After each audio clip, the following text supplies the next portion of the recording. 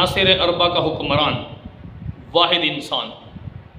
حضرت عمر رضی اللہ تعالیٰ عنہ کو اللہ رب العالمین نے ایسی حکمرانی دی، ایسی طاقت دی، ایسا رعب اور دبدبہ دیا کہ ان کو اللہ رب العالمین نے خلافت گویا عناصر اربع، زمین، پانی اور ہوا، آگ، ان چاروں چیزوں پر گویا ان کو اللہ رب العالمین نے حکومت دی۔ ان چاروں چیزوں نے ان کی حکومت کو تسلیم کیا، ان چاروں چیزوں نے ان کے حکم کو مانا۔ کس طور پر؟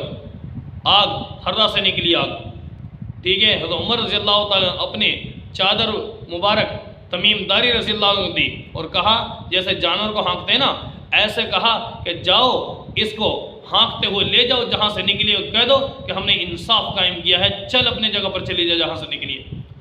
تو وہ آگ کو ایسے ہانکتے ہوئے لے گئے کہ وہ آگ کس کے بس کی بات ہے روکنا آگ کو؟ لیکن سیدنا عمر رضی اللہ تعالیٰ عنہ نے دیکھا کہ کیسے اس آگ کو بھی حکم دیا اور آگ نے ان کے حکم کو بھی تسلیم کیا۔ اسی طرح مٹی پر کیسے حکم کہ زلزلہ آنے لگا، حضرت عمر رضی اللہ تعالیٰ عنہ نے اسی وقت زمین کو خطاب کر کے کہا، کیا عمر نے تجھ پر انصاف نہیں کیا؟ تھم جا ادھر ہی۔ آج تک اس سرزمین پر زلزلے کا نام و نشان نہیں۔ نمبر 3، پانی نے کیسے ان کے حکم کو تسلیم کیا؟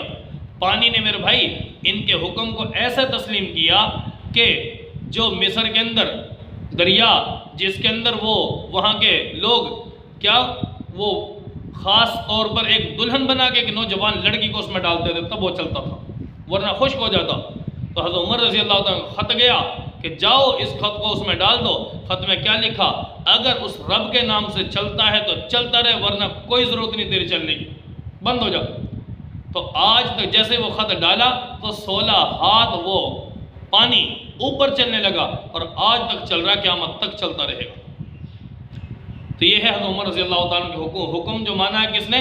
پانی نے بھی مانا ہے۔ آج تک دوبارہ اس کے اندر نہ لڑکی ڈالی گئی ہے نہ اور کوئی کام کیا گیا ہے، اور آج تک وہ ایسے ہی چل رہا ہے۔ اسی طرح اور نمبر 4 کیا ہے کہ حضرت عمر رضی اللہ تعالیٰ کا حکم ہوا پر بھی چلا، ہوا نے بھی تسلیم کیا۔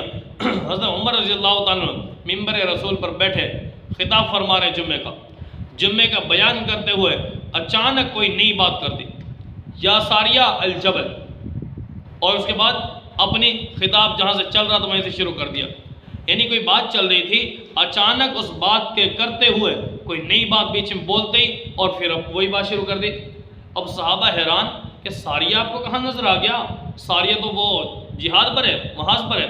تو عمر رضی اللہ عنہ نے فرمایا کہ ساریہ کہ اور میرے درمیان جتنے پردے تھے میرے رب نے وہ سارے پردے ہٹا دیے، اور میرا وہ سپہ سالار جو لڑ رہا تھا اس پر ظالم ایک پہاڑ کی طرف سے حملہ کرنے لگا، تو میرے رب نے جیسے ہٹایا میں نے آواز دی یا ساریہ الجبل، تو میرے رب نے میری یہ آواز ہوا کے ذریعے سے وہاں تک پہنچا دی۔ کہاں؟ عراق، اور کہاں پیارے نبی کا شہر۔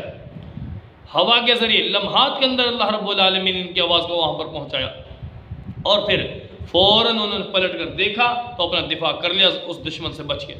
تو اس سے بھی کیا پتہ چلا کہ عمر رضی اللہ تعالیٰ عنہ کہ اچھا یہ جو معاملہ ہوا وہ دن، وہ تاریخ، وہ وقت نوٹ کر لیا گیا۔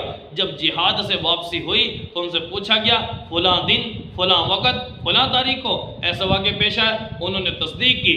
تو گویا یہ اللہ رب العالمین کی طرف سے ان کو کشف ہوا تھا، اور اس کشف میں ان کو دکھا دیا گیا، اور انہوں نے اپنا معاملہ کیا، اور ان کی آواز ہوا کے ذریعے وہاں تک پہنچی۔ تو اس لیے کہتے ہیں عناصر اربع کا حکمران